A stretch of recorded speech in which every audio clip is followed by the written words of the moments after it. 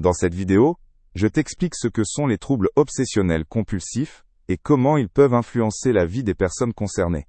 Tu découvriras quels sont les symptômes et les causes, ainsi que comment ces troubles peuvent être traités.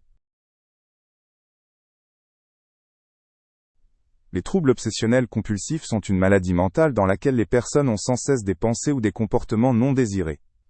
Ces pensées sont appelées obsessions, et les comportements, compulsions.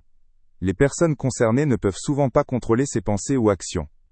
Les TOC peuvent fortement perturber le quotidien des personnes atteintes et les limiter dans de nombreux domaines de leur vie.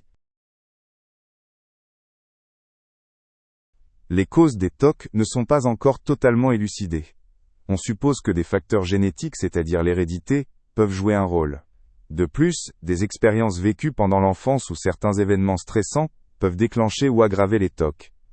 Une autre cause possible est un dysfonctionnement du cerveau, dans lequel certaines régions cérébrales ne communiquent pas correctement entre elles. Les obsessions sont des pensées récurrentes et pesantes, dont une personne ne peut se débarrasser. Ces pensées peuvent provoquer, par exemple, des peurs ou des craintes, comme la peur de faire du mal à quelqu'un. Les personnes concernées savent que ces pensées sont irréalistes, mais elles ne peuvent pas les maîtriser.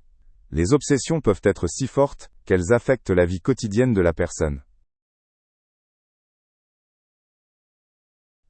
Les compulsions sont des comportements ou actions répétées qu'une personne effectue sans cesse pour apaiser ses obsessions. Un exemple est le lavage répété des mains, parce que la personne pense qu'elles sont sales ou contaminées. Ces actions apportent un soulagement temporaire, mais n'empêchent pas le retour des obsessions. Les compulsions sont souvent très chronophages et peuvent perturber fortement le quotidien de la personne concernée. Les TOC peuvent toucher des personnes de tout âge, mais ils commencent le plus souvent pendant l'adolescence ou au début de l'âge adulte. Les deux sexes sont concernés, mais les hommes tombent souvent malades plutôt que les femmes. Il existe aussi une prédisposition génétique, ce qui signifie que les personnes ayant des antécédents familiaux de TOC présentent un risque plus élevé. Le stress ou des événements stressants peuvent aussi déclencher ces troubles. Le traitement des TOC repose généralement sur une combinaison de psychothérapie et de médicaments. Une forme courante de thérapie est la thérapie cognitive et comportementale, dans laquelle les personnes concernées apprennent à mieux contrôler leurs obsessions et compulsions. Dans certains cas, des médicaments comme les antidépresseurs sont utilisés pour atténuer les symptômes. Le traitement est personnalisé et dépend de la gravité de la maladie. La thérapie cognitive et comportementale est une forme de thérapie qui aide les personnes à modifier leur schéma de pensée et de comportement. Pour les TOC, il s'agit d'apprendre à reconnaître les obsessions et à ne pas y réagir. Grâce à certains exercices, les personnes concernées apprennent à affronter leurs peurs et à gérer autrement leurs pensées. Cette thérapie s'est révélée très efficace dans le traitement des TOC.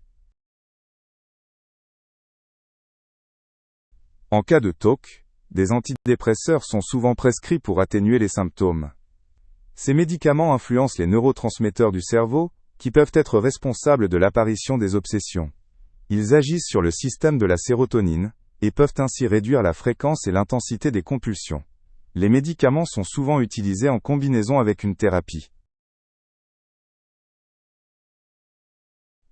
Il existe différentes stratégies pour gérer les TOC au quotidien.